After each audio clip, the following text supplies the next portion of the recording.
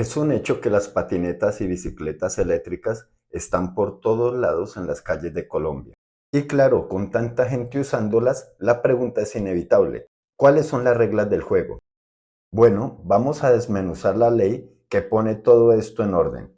Se trata de la Ley 2486. Pensemos en ella básicamente como el nuevo manual de instrucciones para movernos por la ciudad. La idea es que todo sea más seguro y bueno, un poquito más organizado para todos. Porque con miles y miles de personas montadas en una de estas, la gran pregunta siempre fue, ¿cómo hacemos para que convivan de forma segura con los carros, las motos y los peatones? Pues bien, esta ley intenta ser la respuesta oficial a ese dilema. Y para que nadie tenga que leerse el documento completo, que puede ser un poco denso, lo hemos dividido en 6 puntos clave. Vamos a ver todo. Desde qué es exactamente un vehículo, según la ley, hasta las multas que se pueden llegar a pagar. Así que empecemos. Arranquemos por lo más básico. ¿Por qué era necesaria una ley como esta?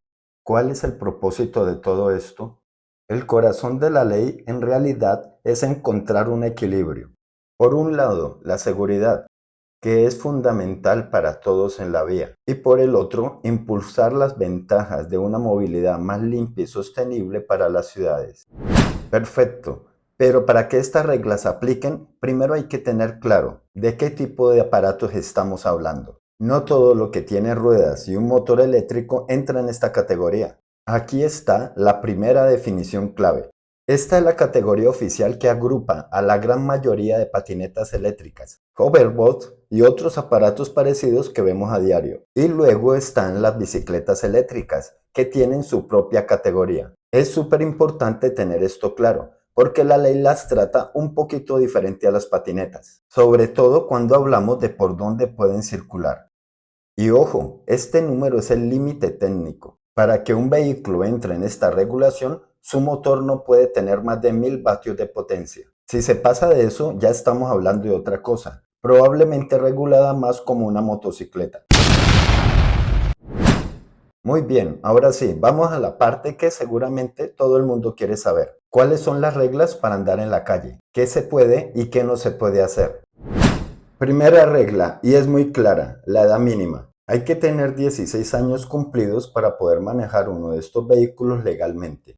Y esta es tal vez una de las reglas de oro de toda la ley. Solo se puede circular por las ciclorrutas o por el carril derecho de la calle, como lo haría una bicicleta. Y aquí viene lo importante. Queda terminantemente prohibido usar las aceras o andenes.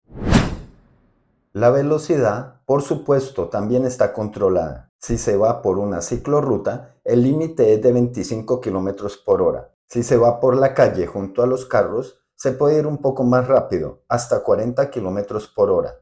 Y además del dónde y a qué velocidad, también hay normas de comportamiento. Por ejemplo, solo puede ir una persona por vehículo. Siempre se debe adelantar por la izquierda. Y quizás la más importante, siempre hay que darle prioridad a los peatones. Ok, ya vimos las reglas para moverse, pero la ley también es súper específica con el equipo de seguridad que es obligatorio llevar. Pensemos en esto como una lista de chequeo de 3 puntos obligatorios. Primero, el casco siempre, sin excusas. Segundo, si es de noche, o sea, entre las 6 de la tarde y las 6 de la mañana, es obligatorio usar prendas reflectivas. Y tercero, el vehículo tiene que tener luces, una blanca adelante y una roja atrás.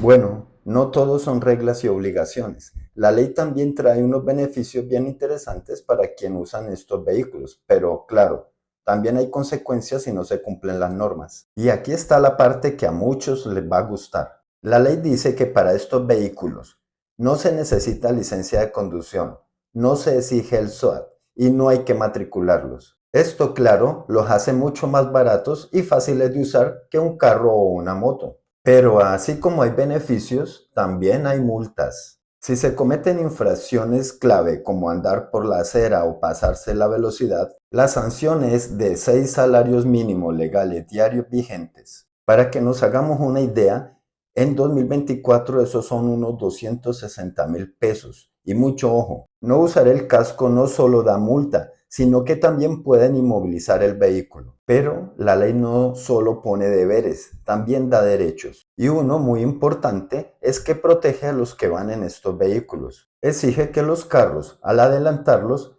dejen un espacio lateral mínimo de 1,5 metros. Entonces, si vemos todo en conjunto, ¿por qué tantas reglas? Bueno, porque esto es parte de una visión mucho más grande sobre cómo queremos que sean nuestras ciudades en el futuro.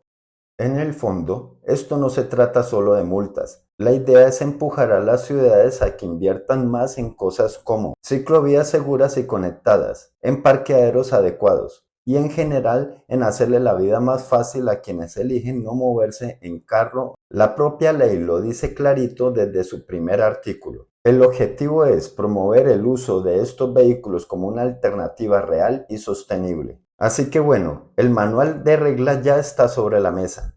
El juego tiene sus normas claras. La gran pregunta que queda en el aire es si estamos listos para dar el siguiente paso. O sea, construir no solo la infraestructura, sino también una cultura de respeto en las vías, para que esta pequeña revolución de la movilidad de verdad funcione para todos.